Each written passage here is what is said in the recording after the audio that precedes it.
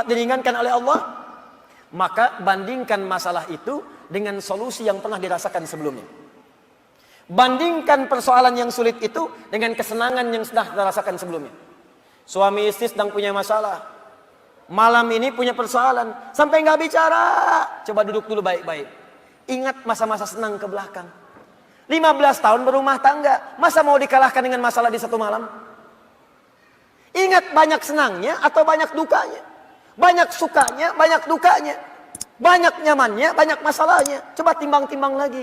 Mungkin dengan menghadirkan nostalgia kesenangan itu, yang ini akan terasa ringan. Ma, kenapa malam ini kita mesti cemberut ya? Bukankah kemarin-kemarin kita tertawa? Gara-gara bapak semuanya. Gak apa-apa mah, memang gara-gara papa. Papa terima. Tapi mungkin Allah titipkan keburukan di papa itu karena mamah bisa menyempurnakan. Mungkin Allah pilih mamah itu adalah mamah yang bisa membimbing papa lebih baik. Masya Allah. Oh gitu ya Pak ya, mama bikin status dulu ya. Jadi kalau semuanya begitu enak rasanya. Tapi memang diucapkan mudah, menjalaninya belum tentu mudah. Ustadz juga begitu. Ya, makanya jarang sekali ada ustadz ceramah bawa istrinya. Nah, jadi kalau kita punya persoalan yang kecil-kecil sekarang, ingat masa lalu. Bu, Pak. Ya maaf di kantor ada masalah. Masalahnya hari itu. Jangan langsung merasa berat. Ada proyek gak selesai dimarahin sama bos. Anda kerja sudah 10 tahun. Dimarahin baru hari itu. Senangnya kan banyak udah 9 tahun. Masa persoalan sehari mengalahkan persoalan 9 tahun yang senang ke belakang? Kan tidak lucu. Anda gagal satu ujian. 9 mata kuliah lulus semua. Masa harus meratapi diri pada yang satu itu? Selesaikan. Mungkin di situ Allah ingin berikan anugerah supaya Anda paham lebih dalam. Mungkin disitulah kepakaran Anda supaya belajar lebih dalam lagi. Diangkat kemudian karena pakar itu. Di masalah itu. Saya dulu itu setiap menghadapi pelajaran-pelajaran bahasa. Apalagi balaghah, macam-macam dan sebagainya itu. Di situ perasaan awal pertama sulit-sulit saya hadapi. Begitu dihadapi rupanya Allah menginginkan kita lebih fokus pada masalah itu. Seakan awalnya susah. Ternyata ada nikmat di balik itu. Itulah poinnya teman-teman sekalian.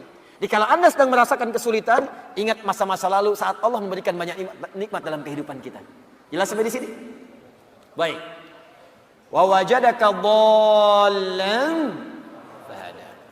Ingat Muhammad, dulu engkau belum pernah punya pengetahuan seperti sekarang. Engkau belum dapat bimbingan dari wahyu seperti sekarang. Ini dhallan di sini jangan sembarangan menerjemahkan ya. Di Al-Quran itu ada kalimat serupa, tapi maknanya bisa beda. Ghairil maghdubi alaihim waladdallin. Maghdub yang tercela. Maghdub yang terhina. Dhallin di situ yang tersesat, tidak mendapatkan petunjuk Allah. Tapi kalau di surah Wadduha itu jangan diartikan tersesat. Bukan tidak mendapatkan petunjuk Allah, artinya yang belum mendapatkan bimbingan wahyu dari Allah Subhanahu wa taala. Bukankah dulu belum turun wahyu kepadamu? Bukankah dulu belum turun ayat-ayat Quran kepadamu yang membuat engkau semakin tenang sekarang?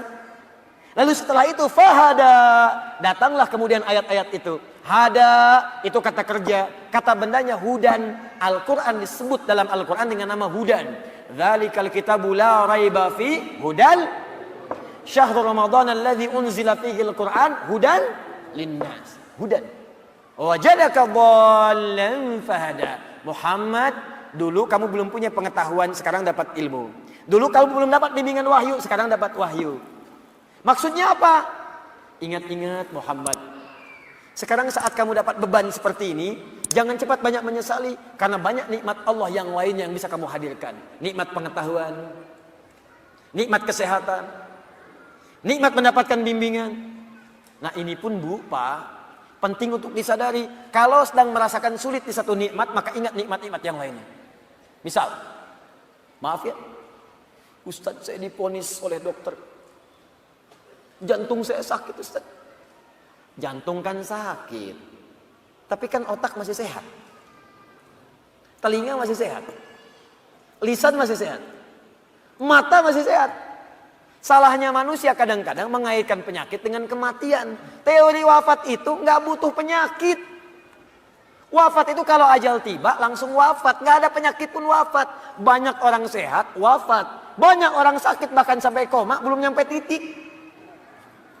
Banyak orang sakit di rumah sakit, tapi yang meninggal bisa yang sehat duluan.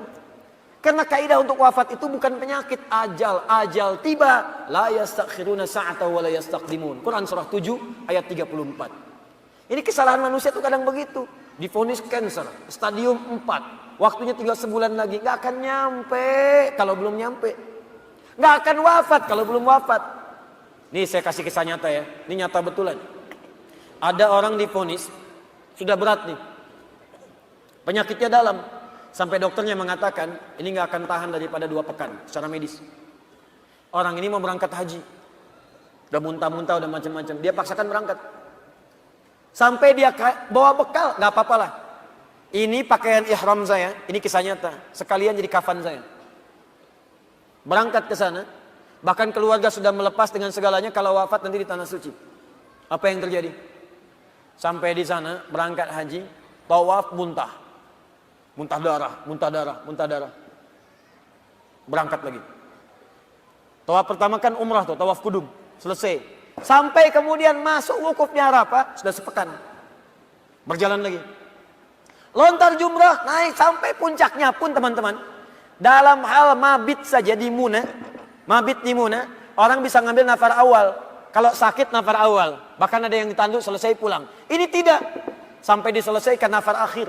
3 hari. Tanpa sadar, sudah lewat 2 pekan di Mekah. Masih sehat. 3 pekan, makin merasa enak. Pulang ke tanah air. Lebih daripada 25 hari, pulang. Apa yang terjadi? Dicek lagi di dokter, ternyata penyakitnya hilang. Haji pulang, penyakit hilang. Tiba-tiba bisa jogging, lari lagi di alun-alun, lari.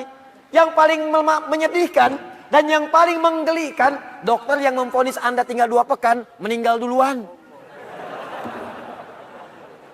Dokter yang memvonis paling 2 pekan, Pak, dianya meninggal duluan. Anda bisa bayangkan.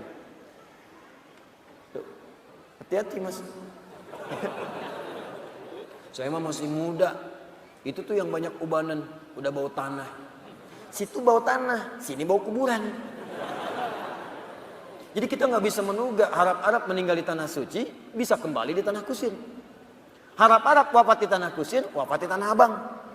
Jadi bisa dimanapun, nggak bisa kita pilih. Karena itu kita diajarkan oleh Allah Subhanahu Wa Taala, hati-hati. Kalau kita mendapatkan merasa kurang di satu nikmat, maka segera evaluasi diri. Barangkali nikmat yang lain lebih banyak yang pernah kita dapatkan. Apakah kita hanya akan jauh dari Allah hanya karena satu yang kita rasakan itu? Sementara Allah berikan banyak kepada kita. Nah ini pelajaran penting juga. Awas, awas. Karena ini nanti terkait nanti dengan hal-hal penting. Ada yatim, ada yang lain, ada peminta, ada yang lainnya. Perhatikan baik-baik. Fokus baik-baik. Jangan sampai hubungan Anda pun dengan orang. Karena ayat ini punya hablum minan nas, hablum minallah. Hablum minallah vertikal, hablum minan nas horizontal. Jangan sampai Anda punya hubungan dengan orang, sudah bertahun-tahun baik, putus hanya karena satu persoalan yang terjadi di satu hari. Sering terjadi begitu.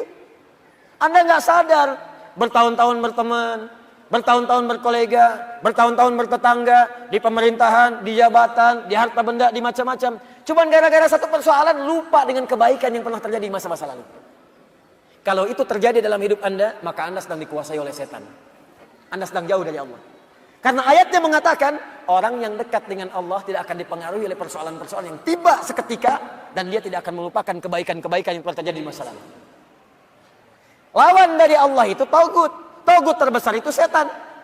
Allahu waliyul ladzina amanu yukhrijuhum minadh dhulumati ilan nur wal ladzina kafaru awliya'uhumut taghut.